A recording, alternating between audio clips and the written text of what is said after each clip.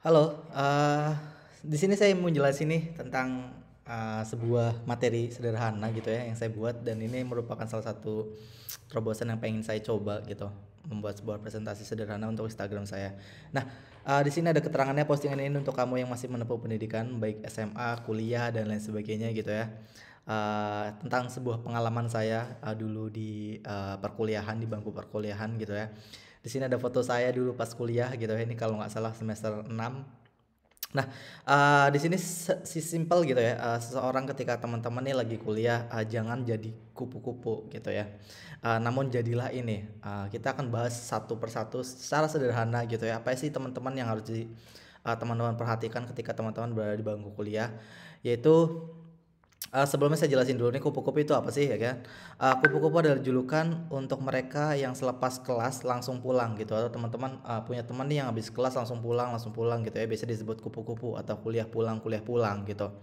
Nah, di bangku kuliah juga adalah sebuah persinggahan terakhir sebelum kamu menjalani sebuah kehidupan dengan kaki kamu sendiri gitu. Bisa bisnis, bisa bekerja di satu perusahaan dan lain sebagainya. Jadi ketika teman-teman selesai pendidikan, biasanya teman-teman sudah di stop mendapatkan finansial dari orang tua dan orang sekitar gitu. Biasanya udah mulai mencari pekerjaan dan lain sebagainya.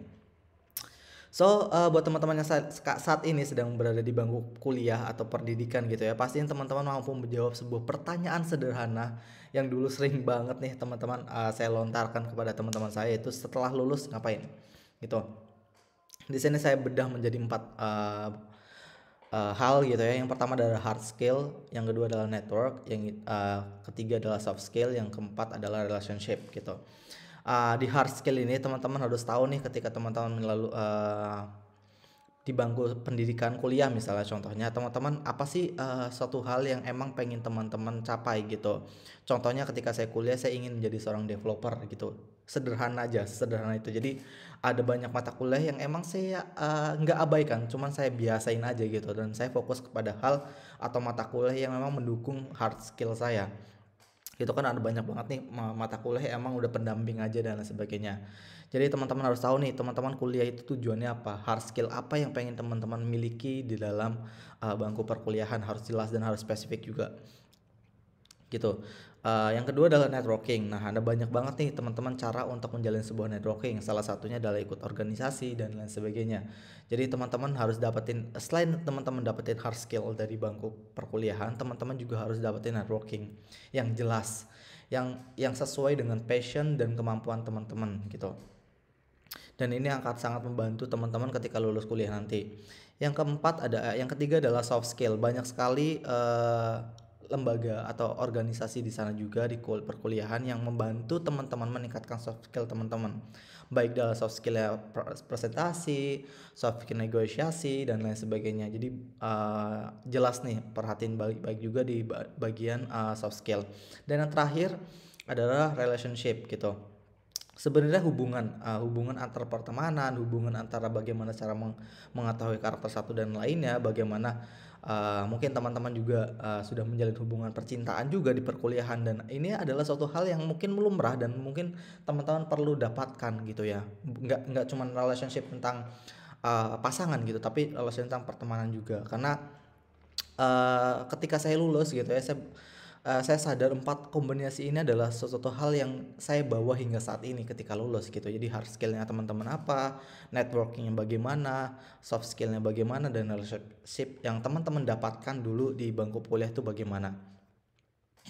Jadi empat kombinasi ini teman-teman bisa menjawab sebuah pertanyaan sederhana yang nantinya mungkin ditanyakan oleh orang tua dan teman-teman sekitar gitu ya, tentang setelah lulus ngapain gitu. So, slide terakhirnya adalah saya adalah orang yang dulunya ikut organisasi dalam kampus gitu, dan mengikuti sebuah organisasi adalah pengalaman yang saya paling syukuri gitu ya ketika saya mengelola pendidikan. Jadi SMA dulu saya ikut OSIS juga, kuliah juga ikut organisasi walaupun telah setahun gitu ya. Tapi ikut organisasi adalah satu hal yang saya syukuri hingga saat ini gitu. Dan saya mau bocorin dikit gitu ya, satu ilmu yang saya dapatkan dalam sebuah organisasi gitu ya. Kadang kita melakukan sesuatu bukan karena uang gitu, tapi melainkan karena itu sebuah kewajiban yang menyenangkan. Nah, ini adalah hal yang mungkin saat ini saya bawa gitu. dalam bisnis saya, dalam perusahaan saya dan lain sebagainya. Jadi dan ikut organisasi adalah satu hal cara untuk saya mendapatkan networking juga soft skill. So itu aja teman-teman gitu ya.